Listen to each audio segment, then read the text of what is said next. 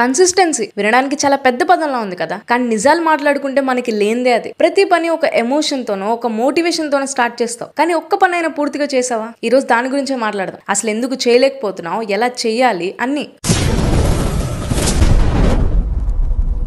First నువ్వు ఒక పని ఒక మోటివేషన్ వల్లనో లేక ఎవరినో చూసో స్టార్ట్ చేస్తావు. ఉడుకు రక్తం కదా, ఫస్ట్ లో బానే ఉంటది, తర్వాత తెలిసిందే కదా అక్కడ వస్తుంది ప్రాబ్లం. నేను ఇంకా కన్సిస్టెంట్ గా ఉండలేకపోతున్నా, నేను ఎప్పుడు ఇంతేనా, నా వల్ల కాదా అని డౌట్లు. నేను చెప్పాలనుకున్న విషయం అర్థం చేసుకో. ఫస్ట్ నువ్వు ఎందుకు స్టార్ట్ చేసావు? ఎవడో మాటిని లేదా వేరే వాడిని చూసి లేదా వాడు చేస్తున్నాడు కాబట్టి నువ్వు కూడా అలా అవ్వాలి అని స్టార్ట్ చేస్తావు. నీ అంతటా నువ్వు నాకు ఇది కావాలి, నేను ఇది చెయ్యాలి, నేను ఇలా అవ్వాలి అని నీ కోసం నీ కాన్ఫిడెన్స్ తో నువ్వు ఎప్పుడు స్టార్ట్ చేయవు. అక్కడే 199 మంది ఫెయిల్ అయిపోతారు. అసలు ఆపేయాలి అన్న థాట్ ఎందుకు వస్తుందో తెలుసా? మనుషుల యాక్షన్స్ కన్నా కూడా ఎమోషన్స్ ని ఎక్కువ నమ్ముతారు. డిస్కంఫర్ట్ కన్నా కూడా ఎక్స్క్యూజెస్ కి ఎక్కువ వాల్యూ ఇస్తారు. వెంటనే రిజల్ట్ రాకపోతే వదిలేస్తారు. కానీ కన్సిస్టెంట్ గా చేస్తే ఖచ్చితంగా రిజల్ట్ వస్తుంది అని నీకు తెలుసు, కానీ నీ బాడీ సహకరించదు అంతే. ఒకటి జిమ్ కి వెళ్ళాలనుకుంటాడు, బాడీ ఇలా పెంచాలి అలా తినాలి అని ఒక ప్లాన్ తో వెళ్తాడు. 1 వీక్ అయ్యాక జిమ్ విషయం పక్కన పెట్టు, పక్కన దేశాలు కాలిపోతున్నా కూడా లెగవాలనిపించదు. ఒకటి చదువుదామని కూర్చుంటాడు, 1 గంట కూడా సరిగ్గా చదవలేడు. ఏమన్నా అంటే ఎక్స్క్యూజెస్, రేపు చేద్దాంలే, మర్నాడు చేద్దాంలే. అప్పుడు గుర్తురాదు అసలు నువ్వు ఎందుకు స్టార్ట్ చేసావు, ఏం అవ్వాలని స్టార్ట్ చేసావని. అక్క అని అడుగుతారు కదా, మీకోసం ఇది ఓవర్కమ్ చేయడానికి ఒక బెస్ట్ టిప్ చెప్తావేను. ఏదైనా స్టార్ట్ చేసే ముందు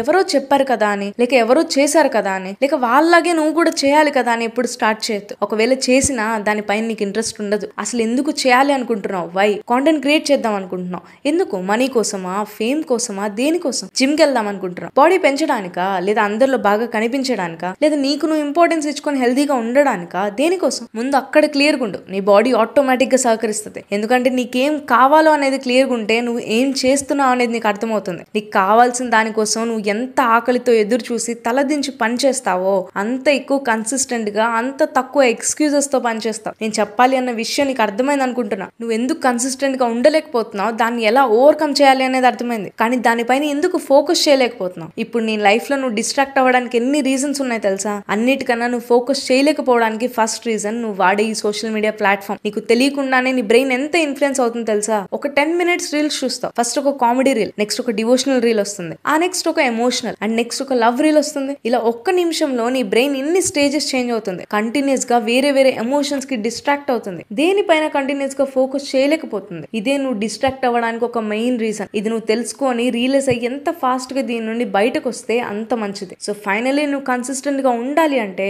నువ్వు దేనికోసం ఎందుకు స్టార్ట్ చేస్తున్నావో క్లియర్ గా ఉండు. దాన్ని నువ్వు ఎంత కసిగా సాధించాలి అనుకుంటున్నావో దానిపైనే నీ నమ్మకం ఉంచు. మోటివేషన్ కన్నా కూడా నీ డిసిప్లైన్ ని చూస్ చేసుకో. నువ్వు ఏదైతే పాత్ చూస్ చేసుకున్నావో అందులో నువ్వు సక్సెస్ అయితే ఆ కళ్ళల్లో వచ్చే నీళ్లు ఒక్కసారి ఇమాజిన్ చేసుకో. దానికోసం ఎలా అయినా చెయ్యాలి, డిస్కంఫర్ట్ కి అలవాటు పడాలి అన్న విషయం డైజెస్ట్ చేసుకో. నీ జీవితంలో నువ్వు కష్టపడడం కన్నా, కృషి చేయడం కన్నా నీ సుఖానికి ఎక్కువ విలువిస్తే భరించలేని భారం మోయాల్సి వస్తుంది. లైఫ్ లో ఆ రిగ్రెట్ తో బతకడం చాలా కష్టం. నేను అప్పుడు చదువుకొని ఉండాల్సిందే, అప్పుడు బాడీ పెంచి ఉండాల్సిందే, అప్పుడు ఇది నేర్చుకొని ఉంటే బాగుండేది, అప్పుడే స్టార్ట్ చేసి ఉంటే ఇంకా మంచిగా ఉండేది. ఇలా అనుకొని రిగ్రెట్ అయ్యే పెయిన్ ఇప్పుడు నువ్వు స్టార్ట్ చేసి డిసిప్లైన్ గా వర్క్ చేస్తే వచ్చే పెయిన్ కన్నా ఎక్కువే ఉంటుంది. అది రియలైజ్ అయ్యి ఇప్పుడే ఆ స్టెప్ తీసుకో. ఇది నువ్వు యాక్సెప్ట్ చేస్తే కింద ఛాలెంజ్ యాక్సెప్టెడ్ రెడీ అని కామెంట్ చేయి. నీ మైండ్ సెట్ బిల్డ్ చేసుకోవడానికి, నువ్వు గ్రో అవ్వడానికి కంటెంట్ ని ఫాలో అవ్వు. సబ్స్క్రైబ్ చేసి పెట్టుకో, ఎందుకంటే ఏ రోజు ఏ వీడియో నీ లైఫ్ ని మారుస్తుందో తెలియదు. అంటిల్ దెన్ సైనింగ్ ఆఫ్ సాత్విక.